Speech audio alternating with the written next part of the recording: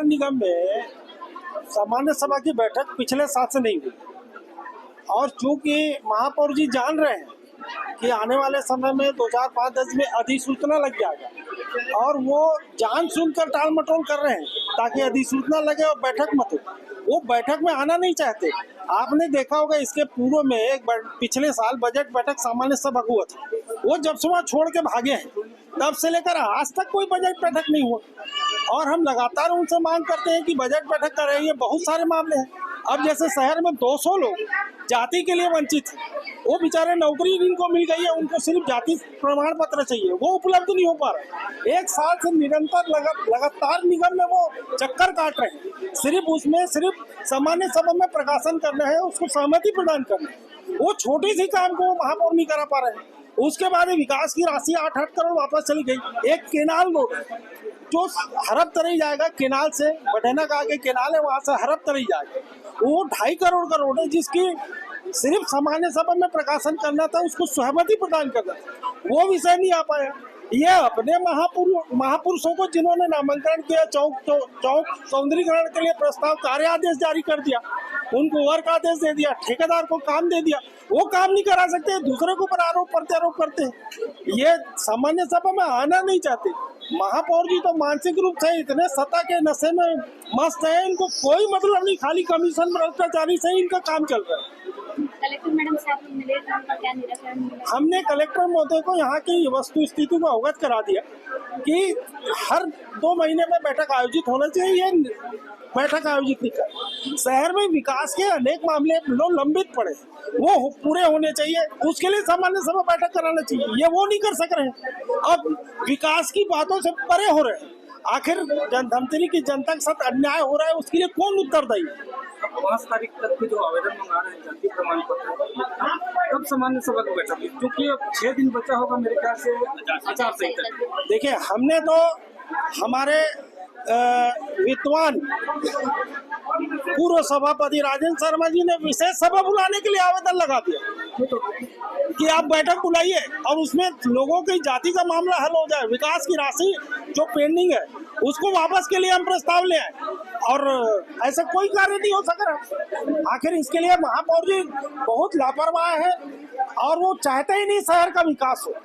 आचार संहिता के लिए कुछ ही दिन शेष बचे हुए हैं, आगे आप लोग क्या करेंगे अगर आप लोगों की जो मांगे नहीं, आचार संहिता लगने वाली है, उसके पहले एक संविधान है कि सामान्य सभा की बैठक विशेष रूप से आयोजित करनी चाहिए और आयुक्त चाहे महापौर जी सभापति के साथ बैठ के बुला सकते हैं, लेकिन ये तीनों निकम्मे अपने कार्य से दूर भागना चाहते हैं और लगातार ये सामने फेस करना नहीं चाहते। हमने भ्रष्टाचार के कई मामले उठाए, LED की लाइट, भ्रष्टाचार, फिनाइल, डस्टबिन और विकास के मुद्दे। हमने अभी आप सबको एक पत्र जारी किया जो 1 साल पहले जब बजट में पास हुआ था, वो बजट की जो कॉपी अभी भी धूल खा रही है, उसमें 1 पैसे का भी पेन से वो लोग फाइल को एक दूसरे के पास आगे नहीं हो सके। आप देख लिए पूरे शहर में ट्रांसपोर्ट नगर नहीं बन सका, बस स्टैंड नहीं बन सका, ऑडिटोरियम नहीं बन सका और विकास के जितने कार्य सब ढप पड़े हैं। सर, नगर निगम में पिछले 20 साल से भाजपा का शासन कर सकते हैं। भारतीय जनता पार्टी की सरकार ने तो इनको थाली में परोस के सारी योजनाएं दी। ट्रांसपोर्ट नगर हमने दिया, गोकुल धाम हमने दिया, भटगांव में हमने दिया है। ये इन जवाबदारों से पूछना चाहिए, हमने फंड लिया है। वो 3 निकम्मे के नाम बता, 3 निकम्मे के नाम बता।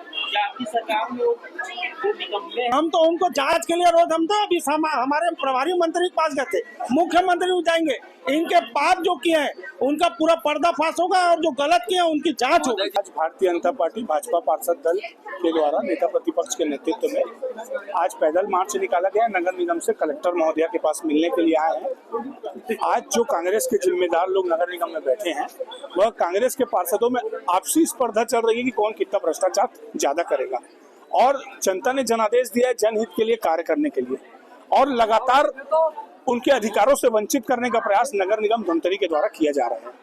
और बड़े दुर्भाग्य के साथ कहना पड़ रहा है कि राज्य सरकार ने लगभग 8 करोड़ रुपए की राशि विकास के लिए धमतरी नगर निगम को भेजी। ये कुंभकर्ण की नींद में सो रहे हैं।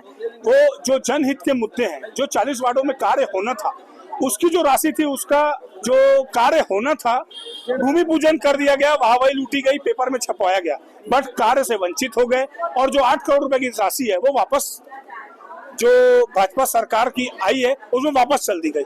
मैं जिम्मेदार लोगों से पूछना चाहता हूं कि आप जो धारा 26 में कहा गया है कि सामान्य सभा की बैठक साल में 2 बार होनी चाहिए, बड़े दुर्भाग्य के साथ कहना पड़ रहा है 4 साल हो गए हैं, 4 बैठक हुई है, महापौर सदन से भाग जाते हैं और जो जनहित के मुद्दे हैं भारतीय जनता पार्टी लगातार ये केवल और केवल भ्रष्टाचार में लिप्त है। मैं बार बार कहता हूं कि रिक्शा घोटाला हो, लाइट घोटाला हो, राशन घोटाला हो, अन्य प्रकार के जो घोटाले हैं वो नगर निगम धमतरी ने नए नए कीर्तिमान स्थापित किए हैं। उसी के विरोध में भारतीय जनता पार्टी आज कलेक्टर महोदया के पास मिलने के लिए आए हैं। जो देश का भविष्य युवा है, युवाओं के अधिकार से भी वंचित करने का प्रयास लगातार नगर निगम के द्वारा किया जा रहा है और कदापि बर्दाश्त नहीं करेगा। भारतीय जनता पार्टी के पार्षद दल आए थे, कलेक्टर महोदया से मिले हैं और सामान्य सभा की बैठक होनी चाहिए। जो पार्षद हैं वो मुखरता से अपनी बात को रख सकते हैं सदन में, ये लगातार वंचित कर रहे हैं बैठक से। कलेक्टर महोदया से आग्रह करने आए कि जल्द से जल्द बैठक बुलाई जाए सामान्य सभा की और जो 8 करोड़ रुपए वापस गए हैं वो पुनः आए और जनता के हित के लिए 40 वार्डों में खर्च किए जाए। कलेक्टर मैडम साहब मिले तो वहाँ से क्या आश्वासन मिला? देखिए, कलेक्टर महोदया ने कहा कि इसकी जो भ्रष्टाचार इन्होंने किया है उसकी जांच की जाएगी और सामान्य सभा की बैठक भी बुलाई जाएगी और वह कोशिश करेंगे कि जो 8 करोड़ रुपए वापस गए वो जल्द से जल्द वापस आए। आचार संहिता के कुछ दिन शेष बचे हैं, अगर इसका जांच नहीं होता है आगे आपको क्या? देखिए, आगे जांच होगी। जो भ्रष्टाचार में लिप्त है वो जेल जाना तय है उनका। आज से इनकी उल्टी गिनती शुरू। अब भारतीय जनता पार्टी सुशासन वाली सरकार आ गई है। जो फंड वापस हो गया विकास कार्य के लिए आया था, वो शासन का निर्णय है कि क्योंकि यदि कोई काम अनस्टार्टेड है तो उसको वापस कर लिया गया है। उसको लेके एक बार ऊपर स्तर से बात करें। बोरई में चक्कर। हमसे जुड़े रहने के लिए हमारे YouTube चैनल को सब्सक्राइब करें और नई वीडियो की नोटिफिकेशन के लिए बेल आइकॉन को दबाएं।